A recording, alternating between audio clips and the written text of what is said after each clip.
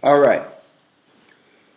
We went into the law, Deuteronomy 6, reading where we get the credo from. Hear, O Israel, the Lord our God is one, in Deuteronomy 6. A command coming directly from the Most High God, Ahaya, Ashar, Ahaya, to the children of Israel, to our foreparents, coming out of the land of Egypt. A decree that we should follow his commandments from that day going forth. Now, the lesson that we have today is a short lesson, but it's a much needed lesson. The trials of having the truth. All right? Once we get this truth or find out that we are the children of God, or even when Gentiles find out the truth that we are the children of God and that religion all over the earth is really a pretext to a new age, one world order religion to worship Lucifer. Something happens, one or the other. Either they ignore the information altogether and decide that they would rather deal with their tradition and not know anything going further, knowing that if they do keep to the truth, there's a level of accountability. That's one. The other one is people like you and I, who know that it's the truth and know there is no option but to follow the truth, which is the Bible. Immediately when we find the truth, it's exciting. What happens? You go into the Word, you understand that everything else is a lie.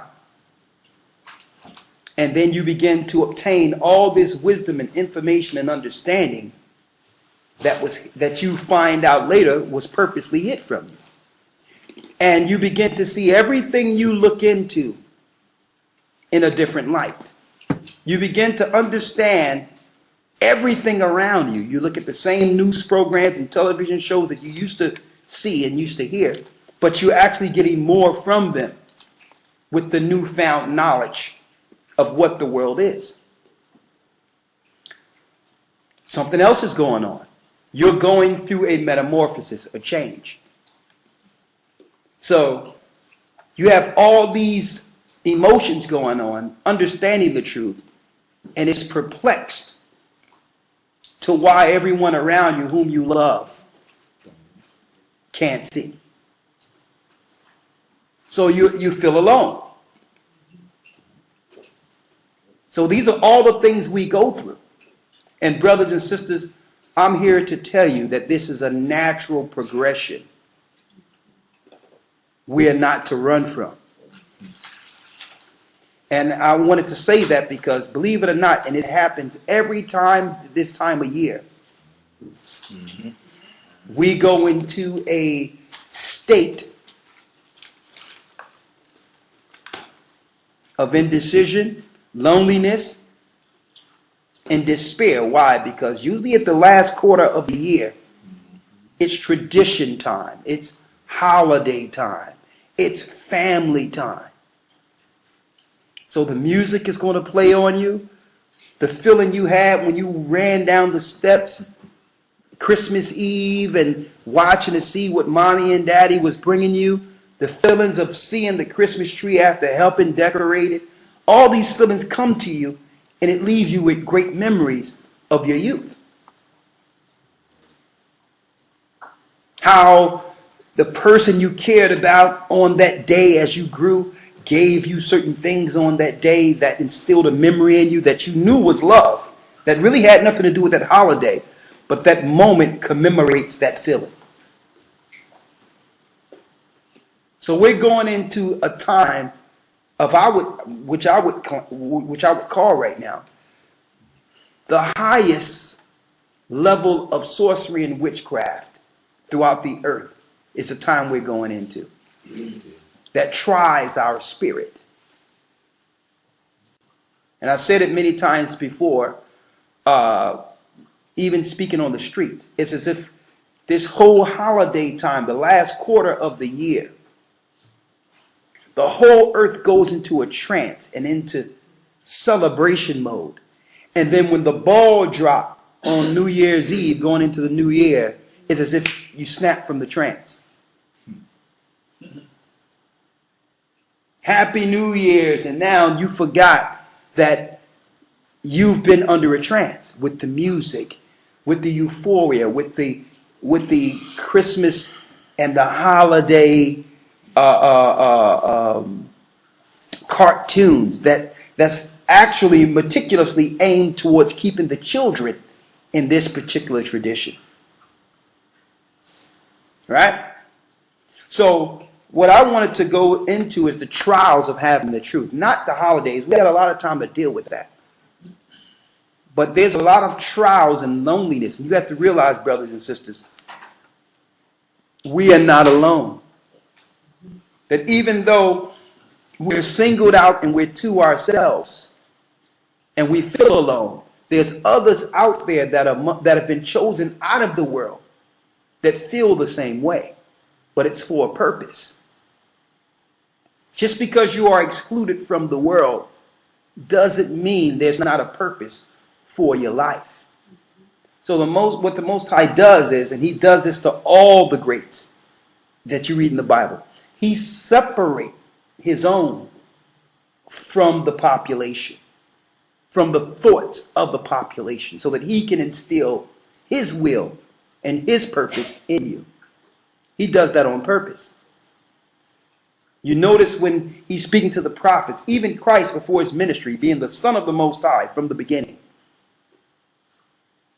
he was told to go into a wilderness for 40 days and 40 nights, totally separated from the population, so that he can connect.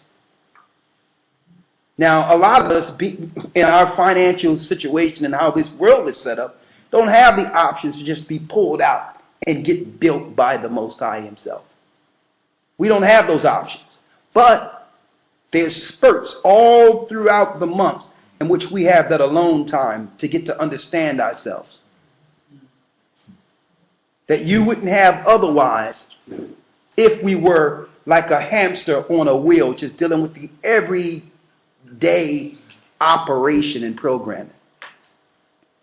Okay, it starts Happy New Year's, that everyone feels so good. Okay, here come Easter. Okay, all right, on and on and on. Okay, here come Thanksgiving. Okay, in America we got Thanksgiving with a celebration of slaughtering the North American Indians who are from the tribe of Gad, and everyone is celebrating their death as a sacrifice to Satan. And then it's okay. The children are up in the mode wondering what are they going to get. So they're not really focused on Christmas per se. They're more focused on what am I going to get? Xbox, or Mom, you think you can get me this new thing? Or Mom, can I get this? Or Dad, can I get this? You're more I know I've been there.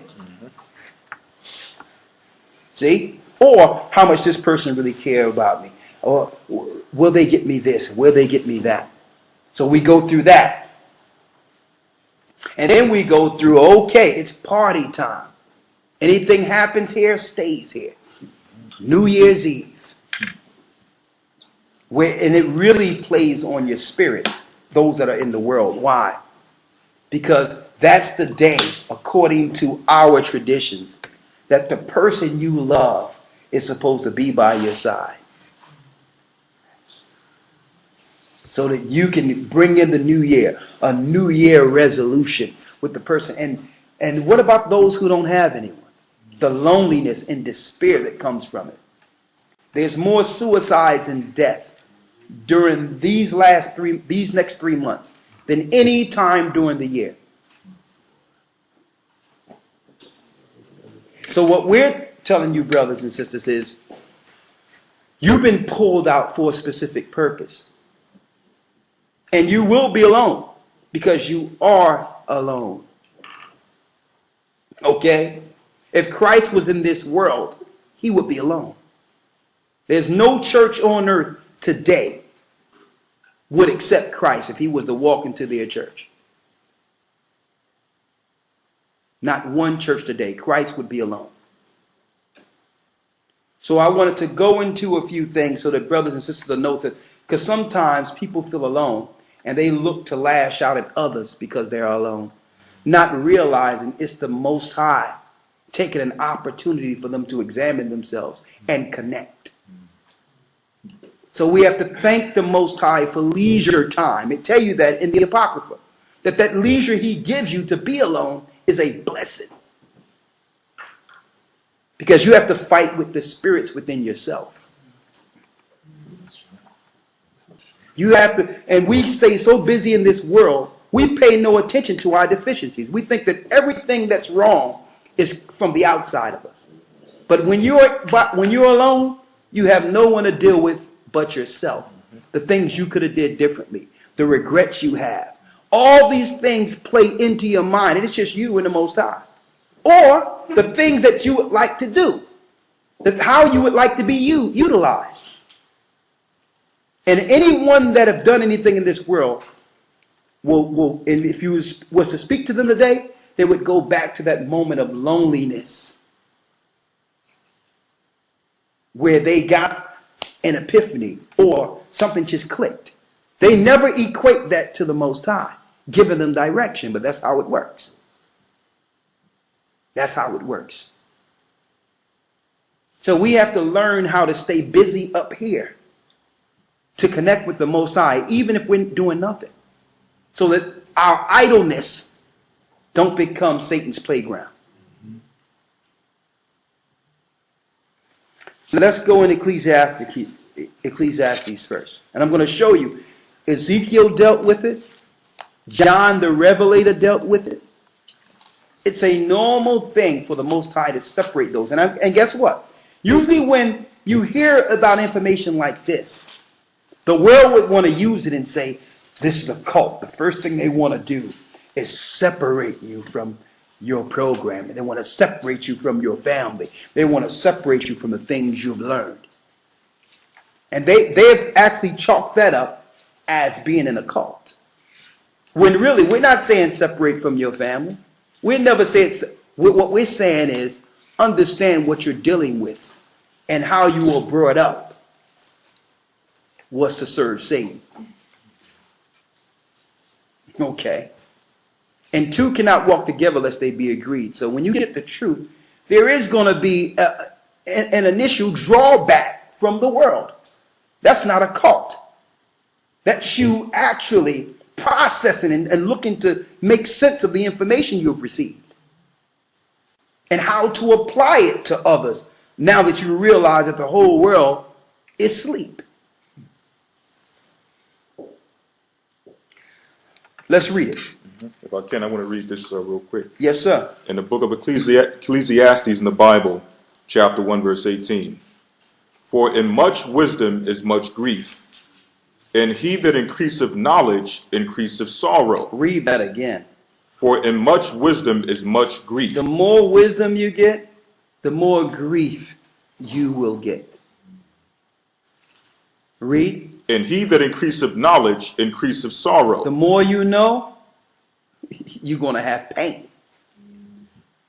Because the knowledge you're getting is not just the truth and what holy days to follow and how to follow the law and getting this information. You're also learning the reality of the world we were born in. Mm-hmm. And how getting this knowledge, you have now become public enemy number one. So there's grief that comes with that. See? So it's important for you to know that in these times when you feel you are alone, that you're not alone. That time is to build your connection with the Most High until he gather the elect to the elect. Until we're all together. Which is coming very soon. You understand? So we have to make do with our time. Listen to what I'm about to bring to you here. Read Ecclesiastes real quick. Ecclesiasticus in the Apocrypha, chapter 2, verse 1. Go ahead. My son, if thou come to serve the Lord, if we come to serve the Most High, prepare thy soul for temptation. We must prepare our soul for temptation.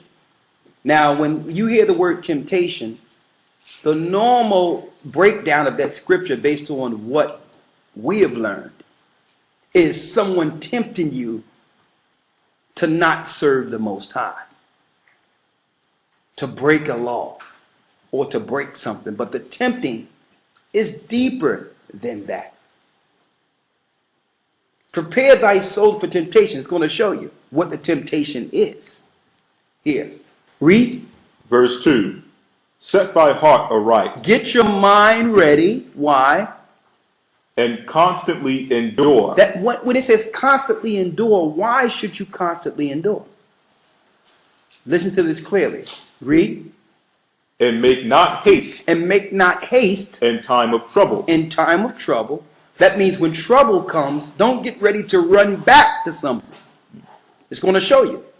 Read. Verse 3. Cleave unto him. Cleave unto the Most High, which is this word. Read. And depart not and away. You better not run, because there is no options. That thou mayest be increased at thy last end. Because at the last end, your sacrifice will be rewarded. Read. Verse 4. Whatsoever is brought upon thee. Whatever comes on you, read. Take cheerfully. Take it cheerfully. Smile when things are coming at you. Read. And be patient. And be patient. When thou art changed to a low estate. So that temptation, first of all, when the Most High give you the truth, you're going through a transformation in which certain things won't work. And you're going to be brought low on purpose. That's the temptation it's speaking of. Mm-hmm. That's the Most High stripping you of anything we've received of Satan so that he can build us with our faith in him. Because what happens? No sooner as you get the truth, brothers and sisters, we become an enemy to the God of this world. So what he does, okay, since you don't want to serve me, you don't want to serve me on Christmas, you don't want to serve me on Easter anymore, you don't want to acknowledge me, and I've given you everything, I've given you the corporations and the money and all that so that you can become fruitful in this world, I'm going to start pulling my power back from you. You're going to lose your job. You're going to do this. You're going to do this because why? You gain all this prestige in my world. So when you start losing things, you'll be like, oh, well, what's going on? Since I got the truth, things are going worse for me. That can't be the real God. But it's really, you're thinking in reverse, brothers and sisters. You're believing the prosperity gospel. You're thinking in reverse. When you get this truth, anything Satan has given you, he's going to look to start snatching it from you because he's the God of this world. And then anything you get after you're brought low, you know it's from the Most High because you've lost everything. You're going to cleave to him and he's going to build you up to strengthen your faith. And you'll know that everything you got was from the Most High. Because it was through your faith and persevering through that metamorphosis, through that change. Now you're directed through the Spirit. You can't fall now because now your thoughts are clear. You can't fall now. You're getting direct information from the Most High on what to do next. And now you're growing up and growing up and growing up. People say, man, what's going on? Things are getting better and better and better. But yet you're not doing what everyone else is doing. Because he brought you low so that he can connect with you. This world keeps us busy and we lose the disconnect. We work all day, work all night, and we're so busy, we have nothing left to do but sleep and wake up and do the same thing again with no connection, with no information on what's going on in this world and what to do. So the Most High is like, listen, you're too busy. You're going to lose your job. You're going to do this. I'm going to take everything from you. And the biggest issue people have when they have the truth, they know they're being faced with this situation and they try to hold on to what they have. Or try to make an excuse to why they need to hold on to this. No, sometimes you have to let go. And receive the power and truth and understanding of the Most High. Right? What you have there? Quick precept, what you were saying. Go ahead. This is Isaiah 59:14-15. In judgment is formed a way backward, or turned away backward. In justice standeth afar off. For truth is fallen in the street, and equity cannot enter. Verse 15. Yea, truth faileth. Truth faileth. And he that departed from evil maketh himself a prey. See that? He that departed from evil maketh himself a prey. That means when you depart from evil, these spirits are coming to get you. Why? Because it's not just you. They understand that once we wake up, brothers and sisters, we're not content with us just getting the information. They would be happy if one just woke up and kept it to themselves. They understand that the Spirit compels us to pull others and have others see what we see. See, that's the threat. This world can only operate with the illusion it's presented to the people. Once you see the world for what it is, the whole world crumbles. It's an illusion. The whole thing is an illusion. Even the cities we've been placed in, where we were raised, our education, it's all an illusion. The cities were made to program and keep us asleep. So now that you have awakened to the truth and you're connecting to the highest, the God of all gods, you have a greater power, a greater God than the God that have set up these cities. So you are a problem. You will disrupt the normalcy of things. The Masonic powers have spent their lives and sacrificed everything they had to build this illusion. So what happens when one of the people within their little bubble wake up? You become a problem here. So now you become a prey. They look to destroy you before others figure out what you figured out. See? See, that's enough to put you in a corner by yourself. It's a shame that you got all the truth in the world and you can't even speak to your family about it. You can't even talk to people about it because you're going to be looked at as an enemy. So Paul said it over and over again. Have I become your enemy because I tell you the truth?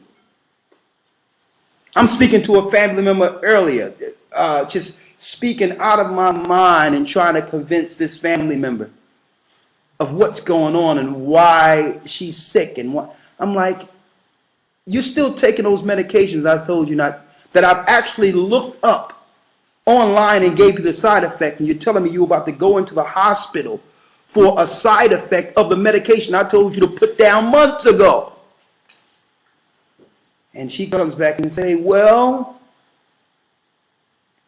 they keep telling me on TV and other people have this problem that I got to keep taking this.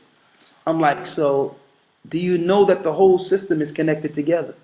That the pharmaceutical companies are connected with the corporate medicine and the corporate media. I'm like, you cannot hear what they're saying. I told you months ago to put the medicine down. It's going to kill you. Doctors are in position to use those side effects so that you can come back for a different medication for the side effect. And I'm giving you this example, brothers and sisters, because when we can see things for what it is, imagine if everyone understood what I just said right now, what that would do to the world as we see it. It would break. Everyone would understand, well, okay, you really don't get sick unless you put something in you. People are actually born 100% healthy. You understand? And obviously when they get sick, it must have been something from the outside that got into them that caused the sickness. Suppose everyone understood that. They would protect themselves from birth. So when it says you become a prey, what happens? When you begin to understand this information, everything makes sense. Everything. There's nothing in this earth that doesn't make sense now. So you can protect yourself and warn others. That makes you enemy of the state. Now you become a prey. They want to look at your past, look at certain things to try to tear you down and break you down. Because not because you are a threat to them personally, because this world works on an illusion. And it can only run with sleep slaves. See? So when I start waking people up, I understand, okay, when you come to deal with this truth, you must give yourself as a living sacrifice. Understand that you're putting yourself on the line for the sake of the people. So I must pray and stay in protection of the Most High, knowing that I'm a prey.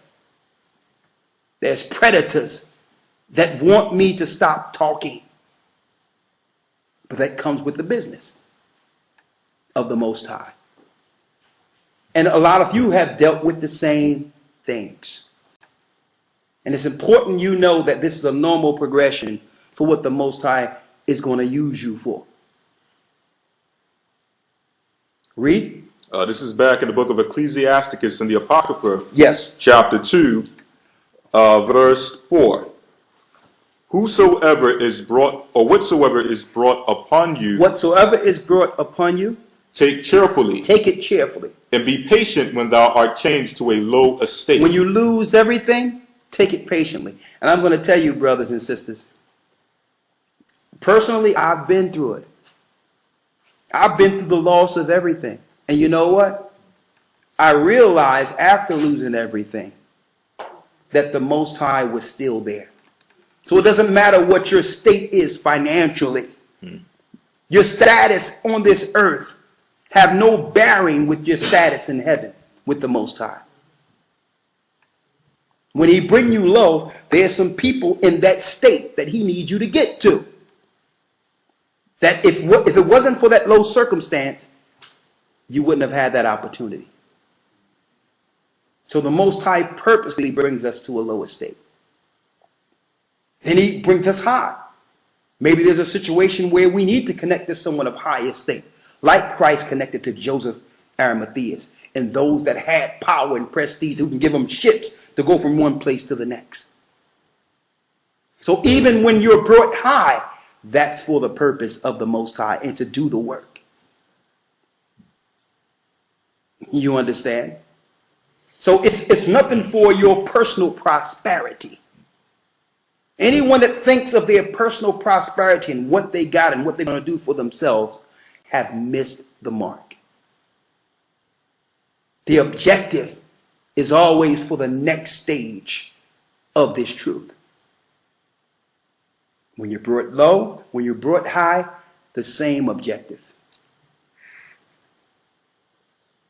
When people lose everything, they get in the corner and start crying. Oh my God, I can't believe, I don't know what I'm going to do. And they sit there and worry.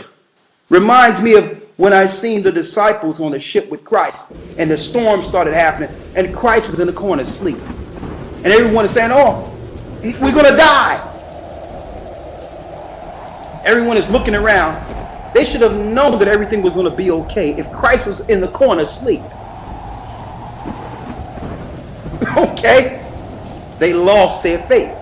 And then they waking up Christ saying, Christ. And Yeshua is looking at them like, and then he moved his hand and the rain went away. He's saying, what's going on with you guys? Do you understand what's going on? Do you understand the power you have if you don't deal with fear? So Satan has set up a system, a class system, a financial system to make people believe they're secure, even if they're on their way to hell. He set up a classification system to where if you are low on the totem pole financially, it worries you, it raises your blood pressure, you're feeling sick, you're feeling lonely. Based on what? Not because you're disconnected from the Most High, because you're not satisfying this world's status. Because you're not looked upon as rich according to this world. Now you're feeling a certain type of way. Well, if money can change your mood, you're not down with the Most High. Okay? When the Most High bring you low and take everything away, understand that he only needed to do that so that you can see what faith is. So when he builds you up, you will live the rest of your life on that faith. And not the faith of this world, not the educational system that was set up to determine your status. Finish reading. Ecclesiasticus chapter 2, verse 5. Go ahead. For gold is tried in the fire. Gold is tried in the fire. I'm going to tell you, brothers and sisters, I've seen a piece of gold before they do what they do with it. And if any of you picked up a big piece of gold right now The way it is before it goes through the fire, you would throw it back with the rest of the rocks. You would think it's worthless. You would pick it up and you'll see it shine and be like, it must be a different type of rock. And just throw it away because it don't look nothing like the gold after it's through the fire. Okay, so some people have to be educated in understanding what gold looks like in its base state. It looks like almost a little rock with a little shine through it. Okay. So you have to realize, just like that rock must go through the fire, which is a high temperature that burn all the infirmities out of it. And after the infirmities are gone, it shines. That's what we must go through. The infirmities that must be burned out of us is what we've learned in this world. And our dependence on this world must be taken away first. So in Christ's ministry with the disciples, the first point of them understanding truth, if you look at the Gospels, was the trying of their faith. He had to build their faith first. So they were being tried. He said, drop your nets. I'm going to make you fishers of men. And I know Peter that was looking like, what's going on here? This is the only way I can make money. He's like, no, we're going to take those same ships that you're using to catch fish, and we're going to bring the truth to this world. We're going to shine light to this world. I'm going to make you fishers of men. Okay. So you have to realize that wasn't an easy choice initially for them. Okay. They had all the substance to be able to spread the gospel and understanding, but they didn't have the faith. They had the ships, but what were they doing with the ships? They were catching fish. You understand? So Christ was like, okay, you're going to, listen, and believe it or not, brothers and sisters, ships was the equivalent of a 747 jet or a private jet today. If you had a ship, you had it going on back then. So he said, let's clean all this fish smell up out of here. Let's get all this out of here. Listen, you're going to take me over here. We got some people over there. You're going to take me all over this place. You understand? And we still going to cast the net sometimes. And going to that, I used to always go back to that story when I say the building of faith that Yeshua gave us. The building of faith of how he had 2 fish and 5 loaves, right? I'm like, that's a deep testament of faith with some brethren that you went to in the beginning and say, leave your ships and pull up your nets.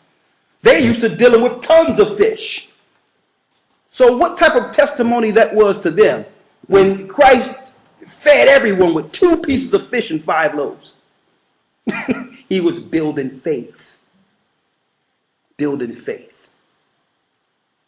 And see, and that's the key component that's missing. And see, Satan set up a system today in which very little faith need to be exercised. Because the only thing you need to do is get their education. Their education replaces our faith. See?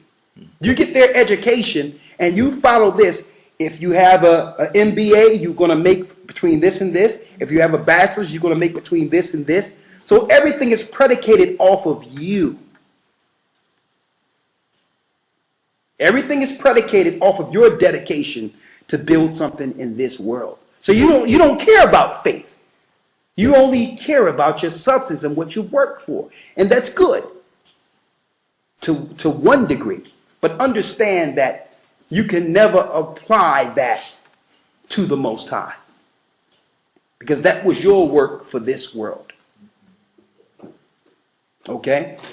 Number one, if you have a master's and all that, and I'm not going against that because I've been educated in this world. But what I'm saying is, you're going to come to some trials, even on that level. Okay? Because the people that you're frequenting with that education, you're going to have to make choices of compromise. And if you stand for the truth, you're coming to the bottom with the rest of the people. Are you willing to do that? You understand? Are you willing to do that? because that's what happens. Look at Luke, and I like to look at the disciples and what they went through, because I'm like, that's the perfect trial. Yeshua, our anointed Savior, dealt directly with them. Luke was a Theophilus, highly educated. He wasn't even one of the original disciples. He was a convert from the disciples. And Luke, with all his education, after being converted, he was dealt a task of compiling all the disciples' personal accounts of Christ and putting it into a body of work that we could read today. So all of his education and all that, the rest of his life was sacrificed for that. So how much money did he lose? How much prestige did he lose being a high Theophilus in Rome and in Jerusalem? You understand? And I'm pointing this out because, brothers and sisters, we have many gifts out there. But the reality is, all of our gifts and what the Most High gave us, once he brought us down, was to now take those gifts and bring forth the kingdom of heaven. You didn't learn things for what you thought you were learning them for. And that's a whole, that's a cold, hard reality. That's a hard reality because we're used to having everything for ourselves. This is for me. This is for my family. Right? Finish reading what you have because there's some other points I want to bring out. Ecclesiasticus chapter 2, verse 5. Go ahead. For gold is tried in the fire. For gold is tried in the fire. Go ahead. And acceptable men in the furnace of adversity. And acceptable men, and it's speaking of women too, in the furnace of what? Adversity. Of adversity. So you're going to go through some adversity with the truth. Let me tell you, it's going to come to a point where you're even called the devil by people you love. People are going to call you crazy because you don't want to do certain things, because you don't want to subjugate or bring your children under the submission of this world. They're going to say that you're unfit.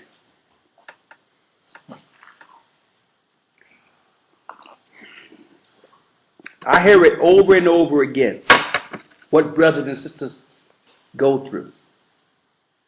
And I'm not being a person where you would think I'm being condescending or emotionalist when I say, smile. Thank the Most High. If you were doing all the right things, the world would love you. While I would love to sympathize with what you're going through, that's what the Most High have you go through, to be tried. See? So that you can come back stronger and better. All right? But the first sign of adversity, some people find an excuse to say, plug me back into the matrix. I don't want to know nothing. Make me a movie star. Just, I don't want to remember nothing. Plug me back in. Because sometimes the heat is too much. I've given up that option a long time ago, realizing there is no option.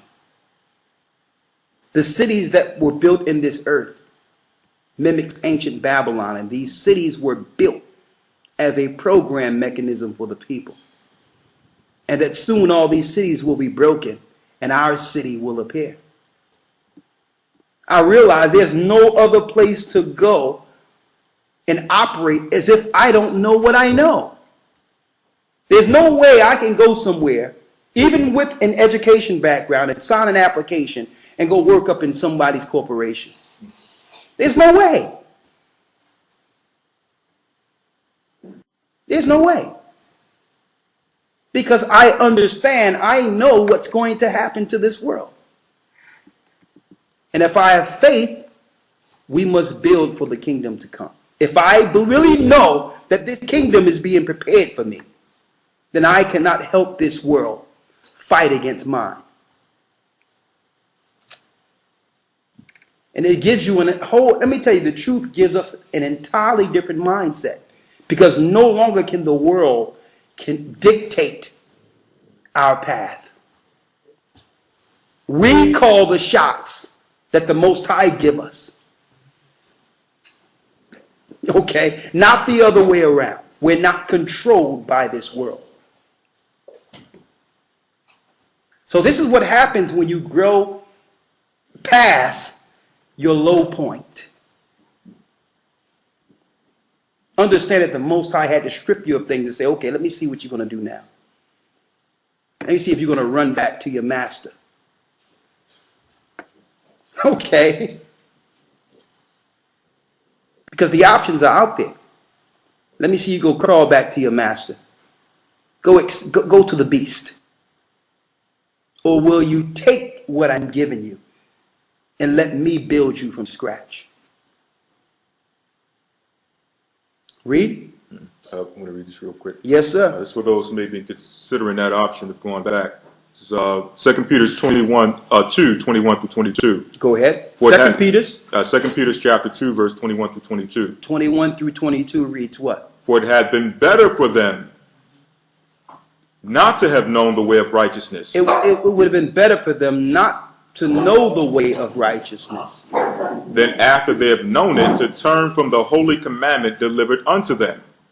But it has happened unto them according to the true proverb. It happened to them according to the true proverb that what? The dog is turned to his own vomit again. The dog is turned to his own vomit again. And the soul that was washed to her wallowing in the mire. Crystal clear. So really there is no choice. The only options is to go to what we thank the Most High for saving us from. The only options is to turn back to ourselves and our sins. And to the lifestyles that meant hell. That's the only option. Is to go back to our former selves.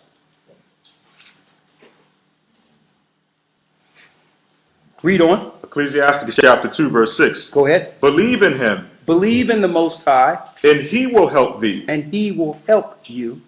Order thy way aright. Order thy way aright. And trust in him. And trust in the Most High. Ye that fear the Lord, wait for his mercy. Now, fearing the Most High is keeping his commandments. So while you're keeping his commandments, wait for his mercy. And go not aside, lest ye fail. And don't go aside through your trial when he's making you pure like gold, or you will fail. See, these are direct directions from the Most High, because I know what we go through with this truth.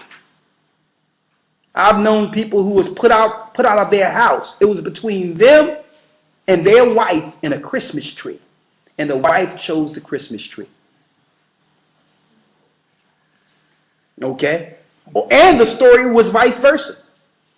I know a man who wanted to hold to a Christmas tree, and his wife wanted the truth. An idol. And I'm just giving you these examples of these holidays that are coming, but it doesn't just encompass these holidays. I'm going to tell you, in this truth, the Most High is going to put before you what you love first. Because he loved his son and sacrificed his son. So he's going to put what you hold dear and love to the stake first. And only after you go through your trials will he bring that back to you, if it be his will.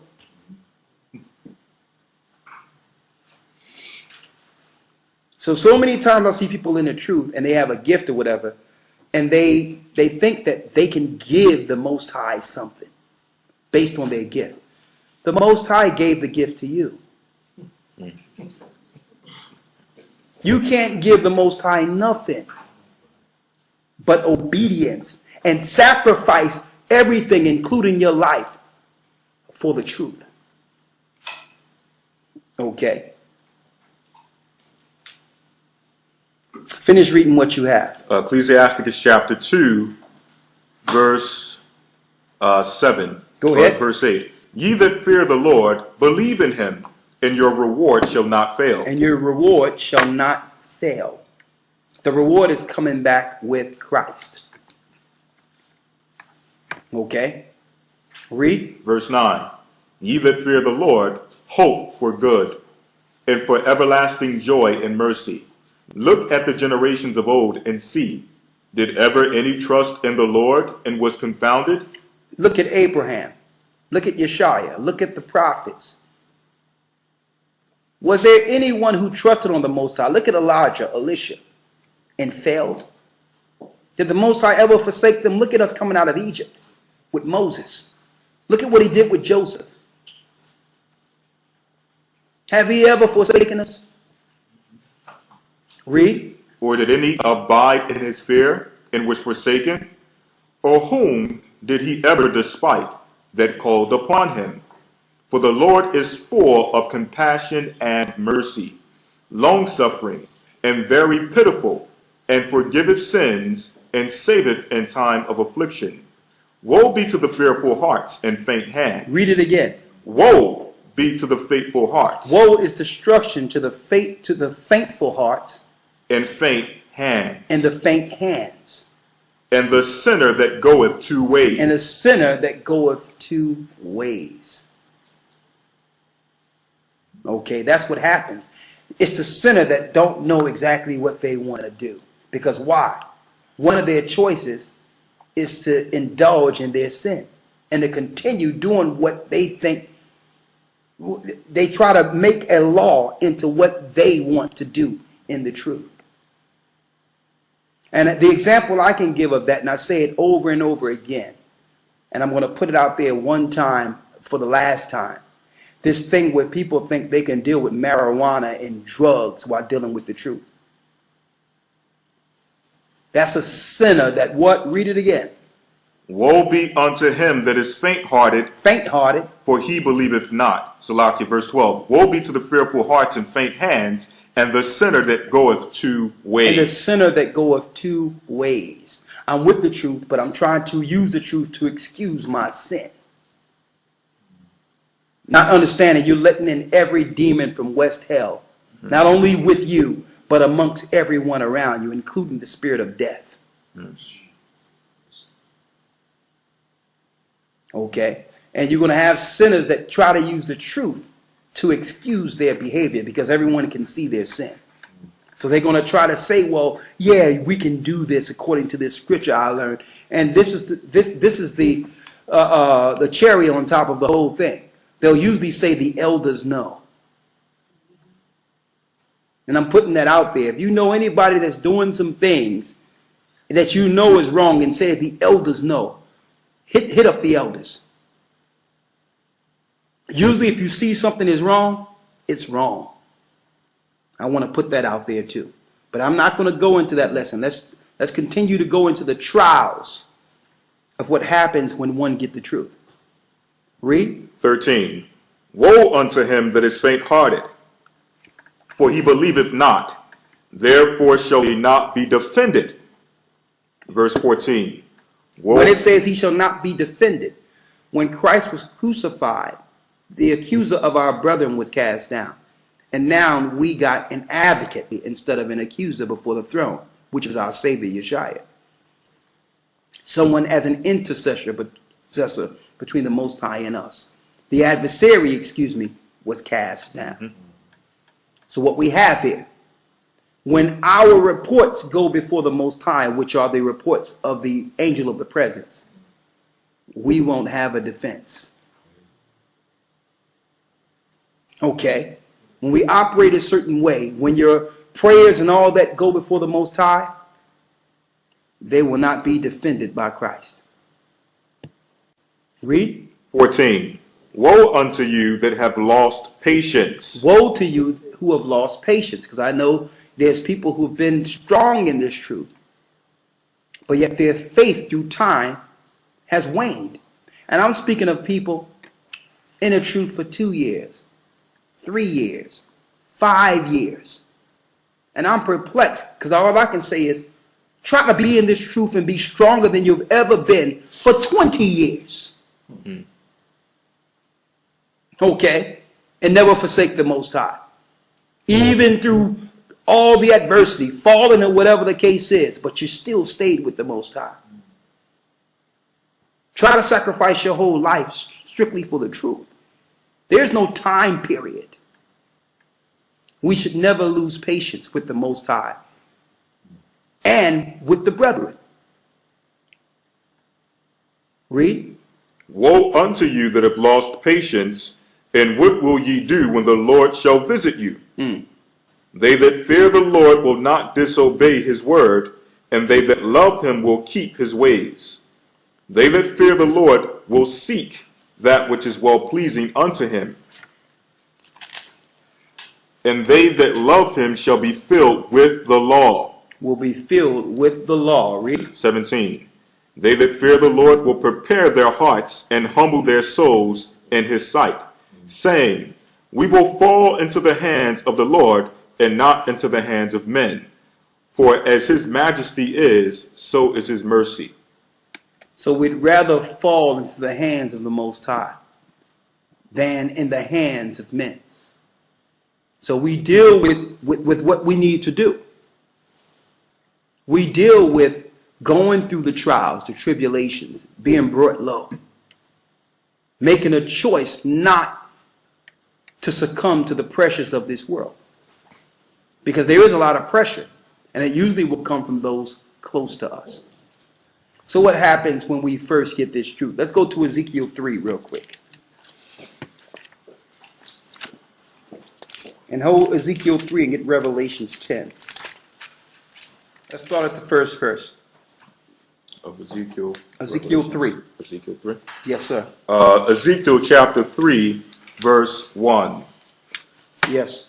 Moreover, he said unto me, Son of man, eat that thou findest, eat this roll. Eat this roll. And go speak unto the house of Israel. When it says eat this roll and go speak to the house of Israel, today that roll is in text in a book called the Bible.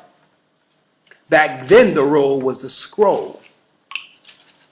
Before the scrolls, it was called the heavenly tables. The same things that are written in the heavens, in the stars, are written in the book. It was called the heavenly tables. So what's in the stars? I'm talking about the original intent of the stars, not astrology, but in astronomy. It's a story from the beginning to the end that have already been written. Okay? Now, what's the difference between astrology and astronomy?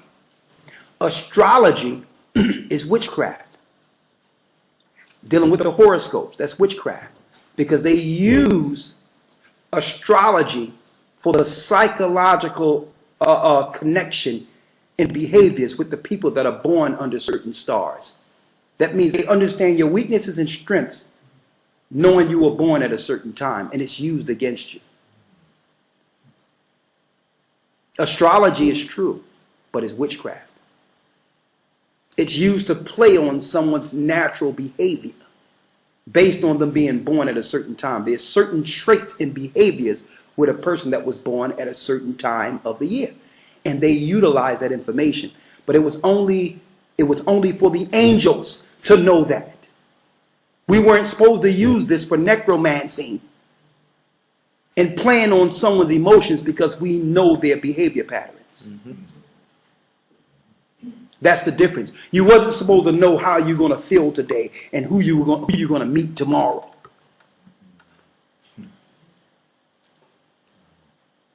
Okay? So there's a clear difference in what the disciples were dealing with and what we were dealing with in the Old Testament when reading the tables than what we're seeing now. They were reading, if they could read the tables and put them into context, it would be the Bible. It would be the Bible. The heavenly tables from the beginning was made scroll and given to Moses. when he's seen the beginning and the end, is written in the stars. So now Ezekiel, like the other disciples, they were shown what? Everything. So he says, Ezekiel, eat this roll. And that's a spirit on us when we first have the truth. That means we tear a Bible to shreds learning it. And I've seen some people's Bible twisted and marked all over the place where only they can understand it. And I look at their Bible, and I don't say anything, but in my mind, I'm like, okay, I can relate because I was there. I tore my Bible apart, marking it and putting it in a way where only I can understand it. So when other people seen it, it's like, man, you could take this. But I knew how to get everything I needed out of that Bible.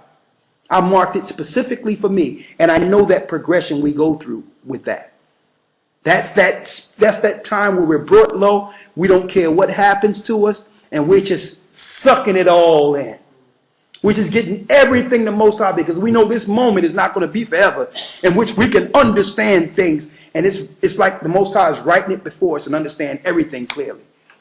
It's like we understand that it's only a moment of time that we go through this. So we can't sleep normally. We can't eat normally. Only thing we can do, we're living off of the word. We're eating that roll.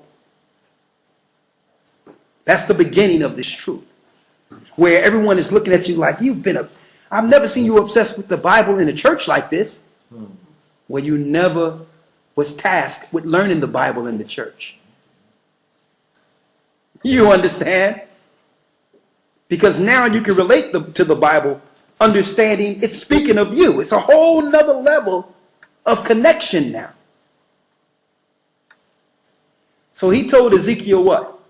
Moreover, he said unto me, Son of man, eat that thou findest. Eat that thou findest. Eat this roll and eat this roll and do what? And go speak unto the house of Israel. So before you can speak and let the Most High know what's intended for Israel, before you can go speak to them, you must go through that progression of just eating this truth and sucking it all in and what it means.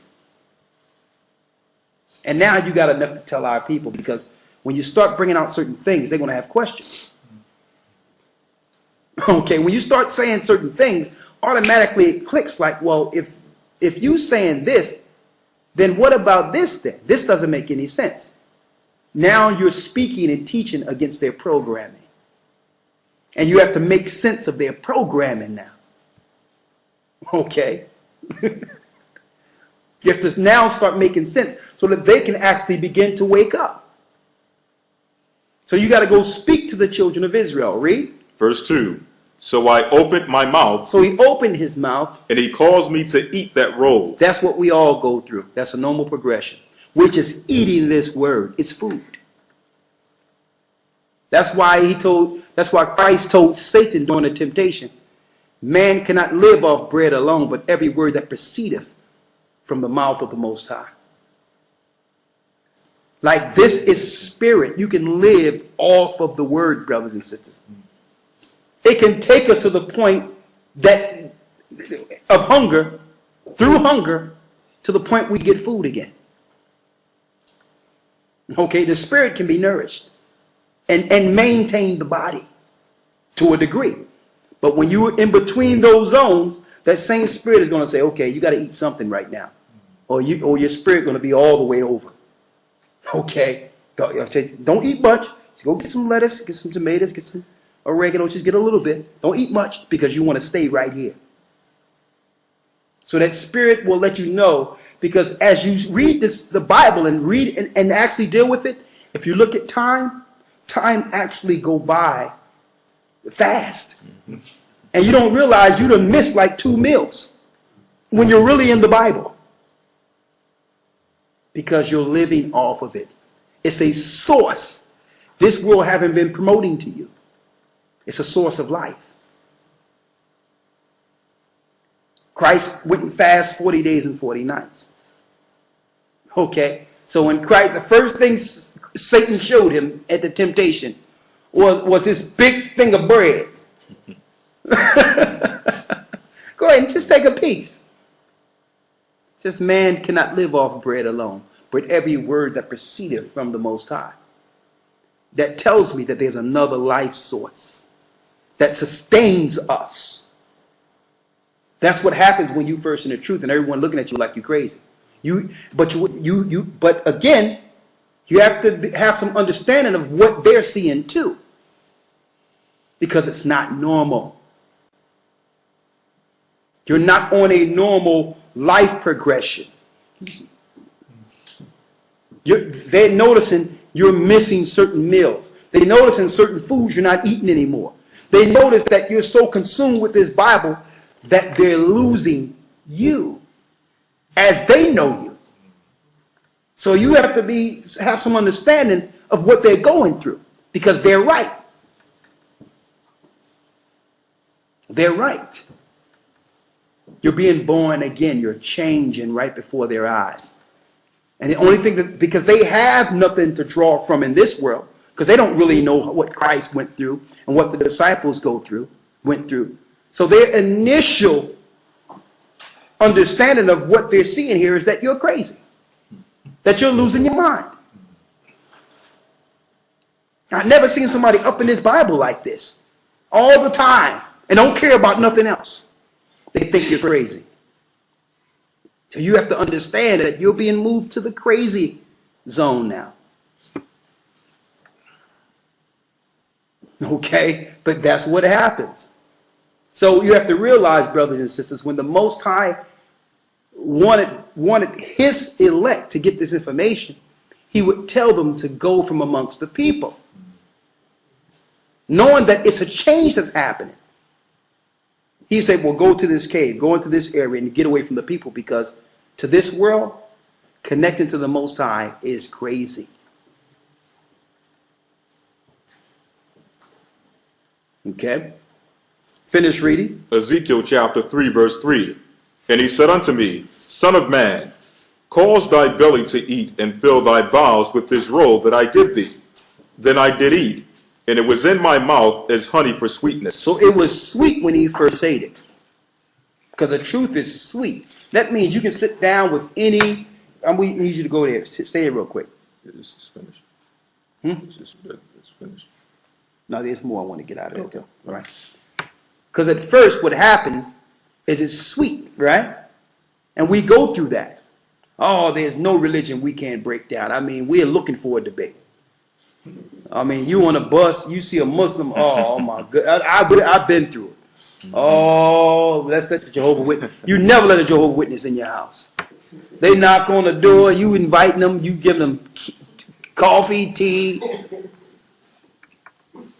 You just, oh man, I'm sparring now. We all go through that. Well, now you're trying to sharpen your sword in different debates. We all go through that.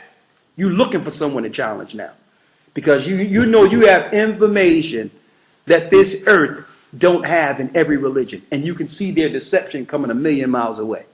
So now your only payback now is to show them they've been lying to you. We all go through this. But I'm gonna tell you, but what we're not privy to is the meetings in our absence. Families never came together for anything, but they're coming together and having little get-togethers that you're not invited to. So they're talking about you now. That's how it works. It's like, is he all right? It seems like he's not. And the first thing the mama say, well, he's been online and he's seen somebody talking. That's how it goes. And then I become public enemy number one. I don't even know what's going on. Everybody's aimed towards trying to come at me now. And I'm just teaching the truth. All families hate me and everything. You understand? But that's a normal part of it. I'm going to be hated. They're going to call me all types of things. They're going to compile everything that's negative that's out there about me into one compilation. And say, well, this is what he is. And ignore all the information that have been given through the inspiration of the Most High. A diversion. But finish reading. verse 4. And he said unto me, Son of man, go, get thee unto the house of Israel, and speak with my words unto them.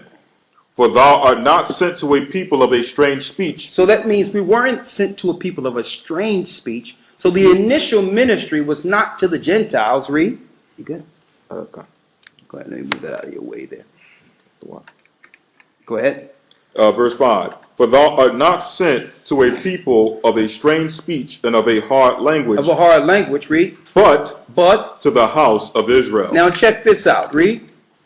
Verse 6. Not to many people of a strange speech and of an hard language, whose words thou canst not understand, surely had I sent thee to them. So the Most High said, if I would have sent you to gather and bring this truth to the people of the Gentiles, the other nations, they would have hearkened unto thee. They would have listened to you. Read. Verse 7. But the house of Israel will not hearken unto thee. But check this out. I'm going to send you to a people that I know is going to reject you and not listen. That means if this truth was for any other people first than Israel, all the other nations would already be under the truth of the Most High. If we would have sent to any other nation, they would have received it. Why? Because they always, as a people, wanted to serve the God of all gods. They just haven't been told that they were serving a lesser God. But if we told them that this God was for them, that parted the Red Sea, they would have received the information and accepted it and followed the Most High's law. We would be in the kingdom right now. Christ would have returned. But because we are sent to a rebellious people, and I see it, no matter how much you do for them and give them, they will always find a way to turn and to misplace your purpose and to destroy what you have. You sacrifice your life for them, and they'll look to destroy you for it. Only Israel. Only Israel. Only God's people. And they forget about those moments when they didn't know anything or wanted to understand something. And then the Most High gave them a beacon of light. And that everything began to make sense. And who was there giving it to them through the Spirit of the Most High? They forget everything. And they will turn on their own. And you know what? We must accept that too, because they turned on Christ.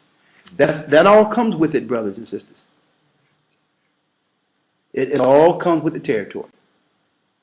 Some people will say, we got to go through all this. It becomes bitter and bad. Why should we even deal with this then? Where's our alternative? Is there an alternative but to deal with this and persevere through it until our kingdom comes? Is there a choice? The only option is this world.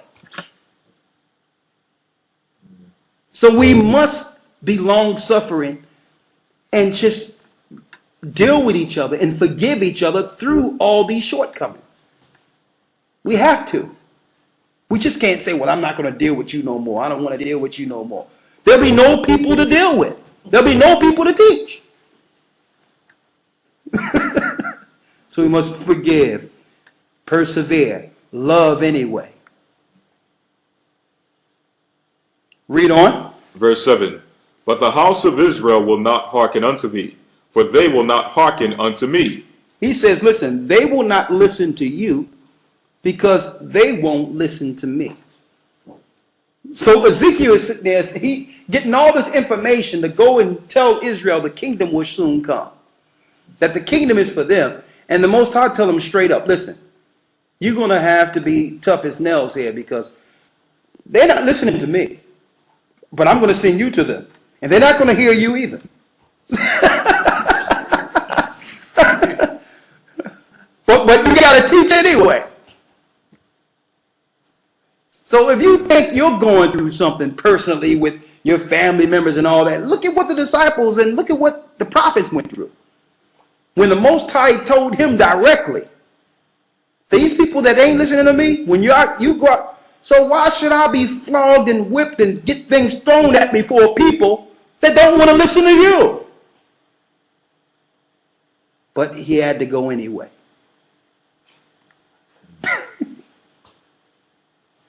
He had to do it anyway. Because where's the options?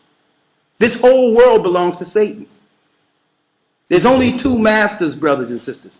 Don't let anyone bewitch you into the thinking that you can play the middle on this one.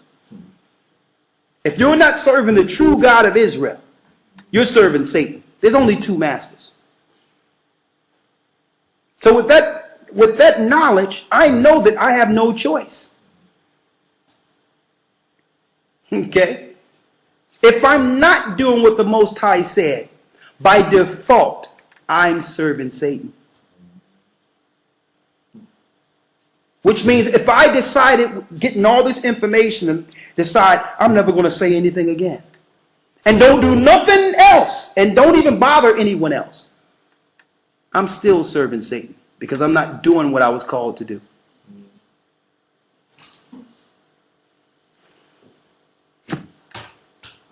Hands tied, right?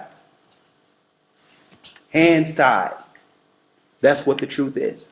We're bound to a kingdom. Read. The rest of verse 7. For all the house of Israel are imputed and hard-hearted.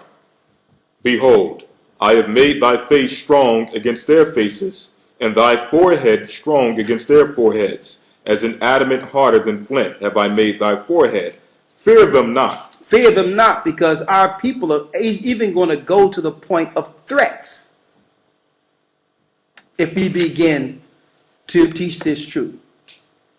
And that's almost a segue into what's going on with Brother Gocc and the great work that's being done in England with Peace FM.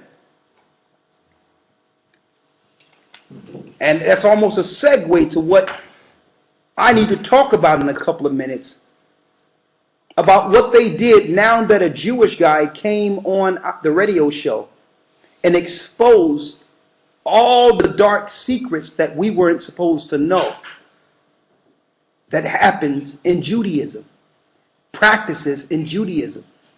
And now that meant a suspension of the radio show indefinitely without a formal investigation. And I'm going to talk about that in a minute. I'm going to show you how you all can help us with that. And we have some footage.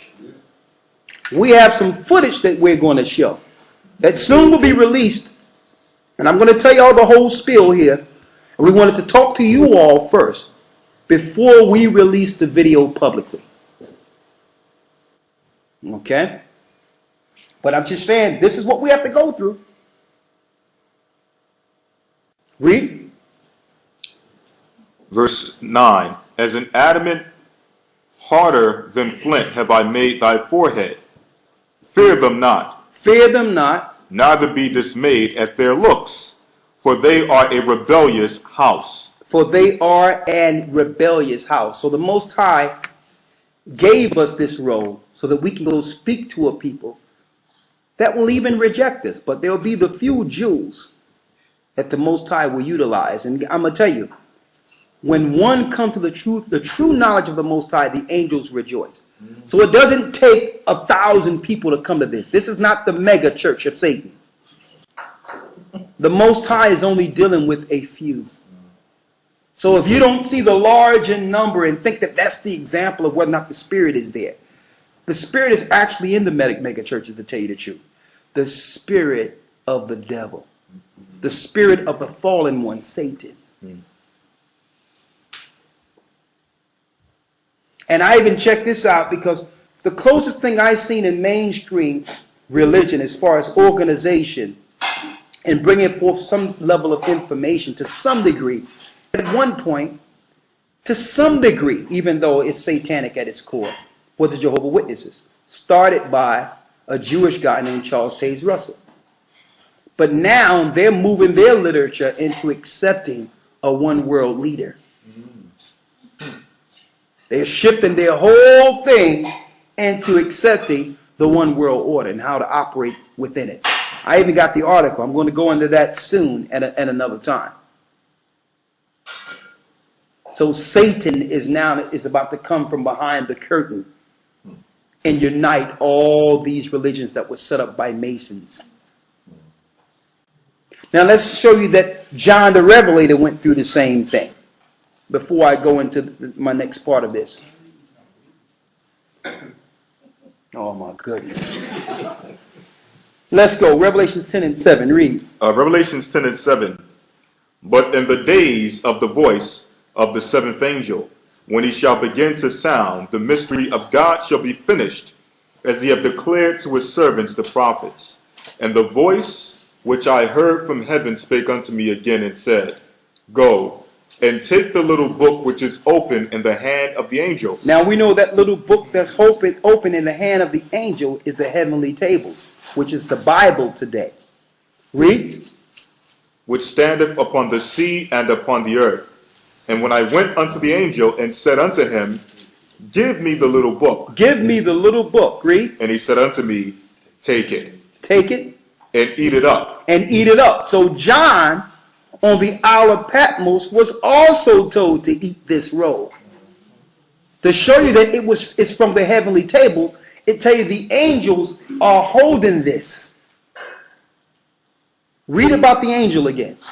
Verse 8. And the voice which I heard from heaven spake unto me again and said, Go take the little book which is open in the hand of the angel. The hand of the angel, read. Which standeth upon the sea and upon the earth. Which standeth upon the sea and the earth. When I went unto the angel and said unto him, Give me the book. He said unto me, Take it, and eat it up. And it shall make thy belly bitter, but it shall be in thy mouth sweet. It shall be in thy mouth sweet. When it says the angel between the sea and the earth, you can just look at the foot on the, right here. His feet is on the earth, one is on the sea, and his hands are like this. So the heavenly tables are in between the book. It's the stars. That's that little book that's in the angel's hands. That was made into record. They're holding the truth of the Bible. Read. It shall be in thy mouth sweet as honey. And I took the little book of the angel out of the angel's hand and ate it up. And ate it up, read. And it was in my mouth sweet as honey. It was sweet as honey, but what? And as soon as I had eaten it, my belly was bitter. My belly was bitter. Because why? It's sweet at first. Until you realize what comes with all this knowledge. What comes with all the truth. The reality of the world we are in. And the fact that we have been initiated from the Most High himself to fight against this world. And what it may mean for us. All those realities come into fruition when you eat this roll and understand that you've actually been initiated into a spiritual army against the armies of this world. The example I can give you on a low level, those that are in Freemasonry today, a lot of them are initiated. Some request, but a lot of them are hand-picked. And it's not until they're between the 30 and 33rd degree that they're told that their doctrine is Luciferian. And it's their job to find and destroy those who belong to Christ. So that's their initiates. And when they get high in rank and high in understanding, they know spiritually who they have been initiated to fight against. Those enlightened ones who wasn't initiated or chosen under Lucifer. So those that get the truth are the same people who could see that chose Christ instead of choosing the dark forces. So when we get the truth, we realize we've been initiated to fight against their ideology, their understanding, their programming, their God. See? That's how this works.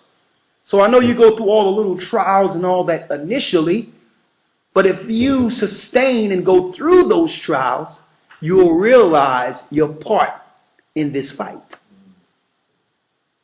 You must be patient.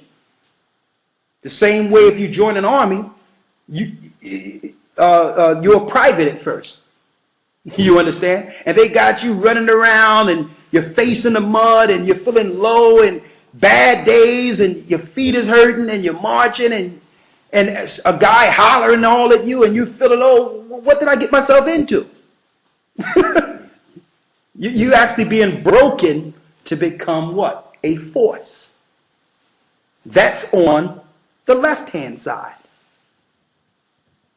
So there's going to be some changes in our lives on the right-hand side that don't feel good. That you're going to feel that this can't be the Most High. It's not even the Most High. I lost everything. I hear people say that. Something can't be right here. Well, you haven't been reading the truth. Because one of the key things, one of the key points of getting the truth is falling and losing everything. And then questioning, what have you done? Started saying, well, what choice did I make? But you have to go all the way through it to see the choice you made. So that's faith, because he's not going to show you the end of your life per se in this life. We see the kingdom and Christ coming down and him giving rewards. But he don't see the blessings. You don't see initially the blessings you can get until you got them and know what you need to use the blessings for. So when you're halfway through, that's when Satan come in and say, listen, you may have made the wrong choice here. You understand? And this is still here for you.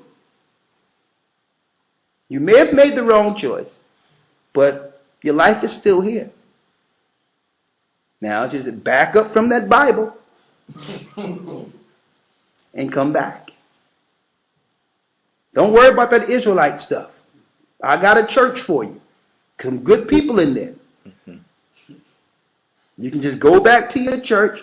They got dinner for you. Everything is good. Go back into your programming. You got your fellowship. Everything is good. And then you're going to start resolving things. Well, I can celebrate Christmas and Easter. Why? Because I know in my heart is not right, but I'm doing this so I can go in and I can convert other people through due time. That's how they try to convince us that they haven't turned to Satan. I'm just infiltrating right now. I'm like Paul. Paul didn't celebrate Christmas.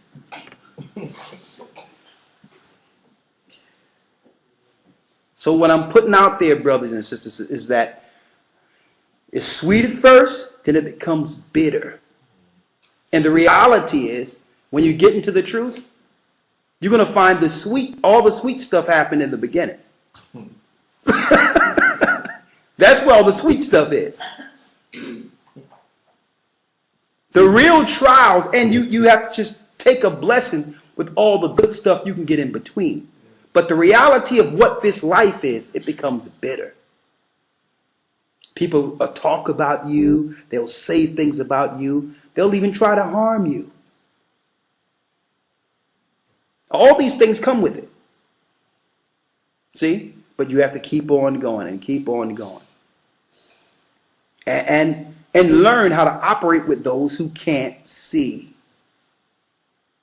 The Bible says if you cast your pearls before swine, let's get that real quick. Be careful not to cast your pearls upon swine, lest you be rent underfoot. What that mean? Read it real quick. This is St. Matthew chapter 7, verse 6. Yes. Give not that which is holy unto dogs. Give not that which is holy unto dogs. Read. Neither cast ye your pearls before swine. You cannot cast your pearls before swine. Why? Lest they trample them under their feet, and turn you and shall rend you. And shall destroy you. That means you cannot force information on people who's not worthy to receive the information.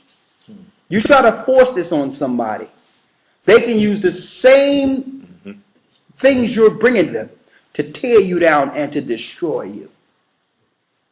So if you see some people that are rejecting you, The Bible gives you a number. After the first and second ammunition, one is a heretic reject.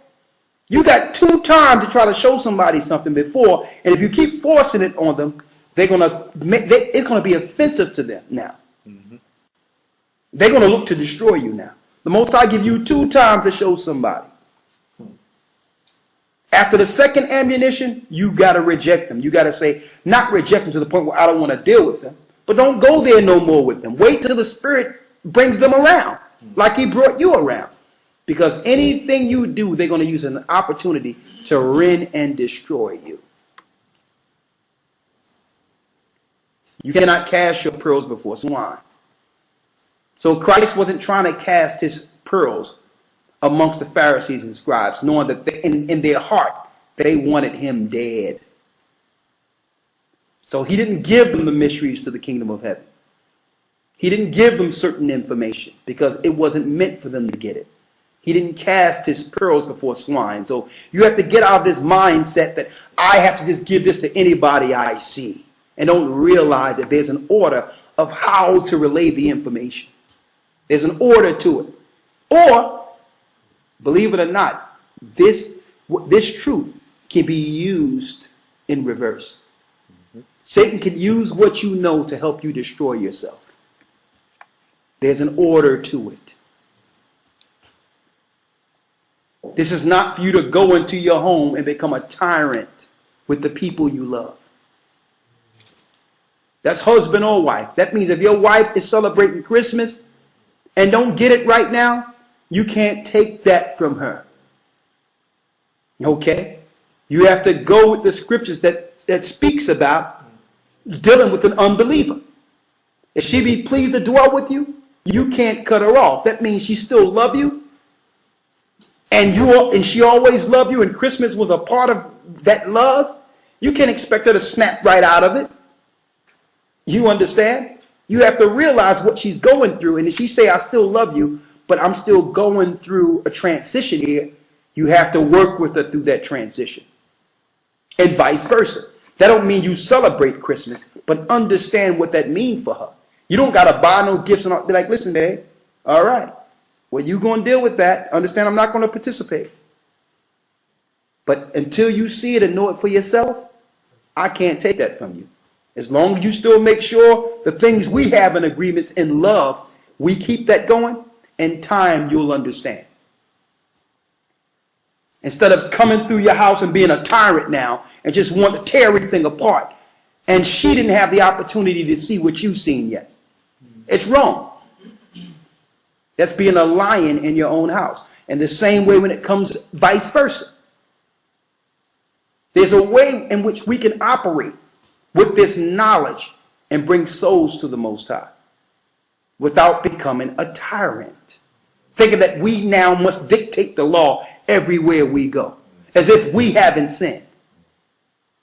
That can't be. That can't be. So what happens is we turn enemies on ourselves and then claim it's because we stood for the Most High. No, you just didn't use wisdom. When you get that roll, you eat it as sweet. But you have to go through the Most High is giving it to you for your transformation now. So that you can have the wisdom to know how to deal with those who are without. That's what the truth is for. And then they'll come around, not because they seen it, because they seen the change in you and they know you. So when they see a change for the positive in you, that is what's going to make them say, well, listen, show me what you've been seeing. Because this thing has been changing your life. Now you're dealing with the truth on how to become a person that proselytizes, that brings people to the knowledge without offense. What you got? 1 Corinthians 8:1. Read it. Now as touching things offered unto idols, As touching things offered unto idols, we know that we all have knowledge. we know that we all have knowledge. Don't forget it's sweet when we first get it. Go ahead. Knowledge puffeth up, But knowledge can puff one up. It can blow up our heads. Read. but charity edifieth. But charity, which is love, gives someone's understanding or edifies to a person. Charity or love, if you really love a person, you're going to work with ways they understand to get them to come around, not force something on someone. These things can have sentimental value. I'm speaking of these holidays to people because there's a sentimental attachment to how they felt when they grew up and they seen the love of their mother and father together on that day. And that was their, every year, that's when they knew that their family was together. Their father loved their mother loved their father. It may have some sentimental values that they don't just want to forget. So it's a way we have to understand what people are going through without snatching it from them and snatching out their heart and snatching out their memories, because those memories were real. You understand? So we make enemies, and now they're looking to destroy us, not because what we had was a lie, because what we did with it and how we're operating with it. See?